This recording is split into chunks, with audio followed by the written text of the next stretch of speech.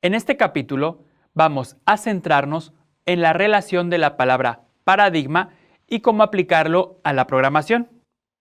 En la programación, como en muchas áreas, la evolución es constante. Así que es bueno analizar los cambios para entender lo que sucede. Tampoco será una clase de historia de la programación, solo nos vamos a centrar en momentos claves de la programación.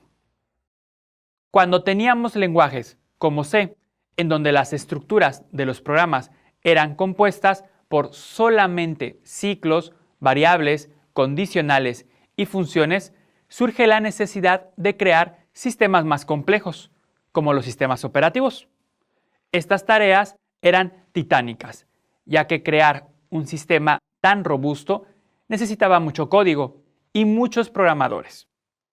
En el caso de que un programador renunciara al proyecto, era muy complejo, ya que el otro programador tenía que entender primero el código de la persona y eran líneas interminables.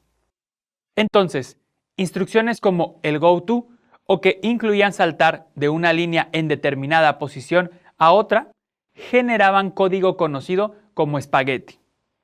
Esto debido a la similitud de que si tú tomas un extremo del plato conocido como espagueti y quieres ver a dónde llega el otro extremo, es muy complejo. Esto implica una labor compleja para el ojo y trabajo humano. Entonces, este mismo efecto sucedía en el software. Sabíamos dónde comenzaba, pero no sabíamos a dónde llegaba y en muchos casos a dónde terminaba.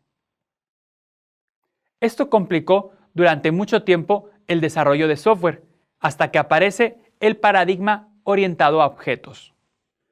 El paradigma de programación orientada a objetos, o también conocido con las primeras letras de cada palabra, P o PO, es hoy en día uno de los paradigmas más usados, si no es que el más usado. Dentro de la industria del software, del 99% de los videojuegos, el 99% de los sistemas operativos, el 99% de las aplicaciones móviles lo utilizan. Digo que es el 99% para no equivocarme, pero podríamos decir y casi asegurar que es en su totalidad. Si tú quieres usar el paradigma de programación como el orientado a objetos, tienes que seguir ciertas reglas. Por ejemplo, utilizar clases, objetos, métodos, atributos, herencia y muchos otros conceptos de la programación orientada a objetos. Pero para eso, primero debes de conocer qué lenguajes de programación soportan este paradigma. Por ejemplo, el lenguaje antes mencionado, C, no lo soporta, pero tenemos C++, también Java, Python, PHP y muchos otros lenguajes.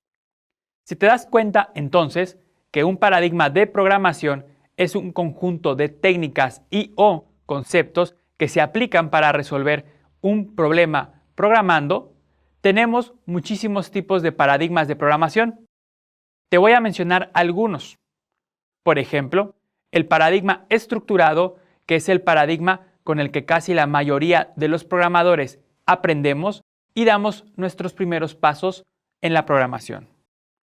El paradigma orientado a objetos, que como te comenté, es el más usado, o está entre los dos más usados. Cualquier software complejo, desde hace poco más de 20 años, sigue desarrollándose con este paradigma.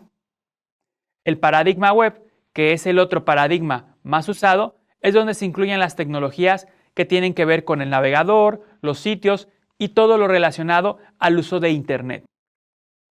El paradigma funcional o lógico, estos paradigmas son muy puntuales para tipos de problemas que requieren un tipo de pensamiento o búsqueda de solución diferente por la peculiaridad del problema. Todos los días se están creando nuevos paradigmas.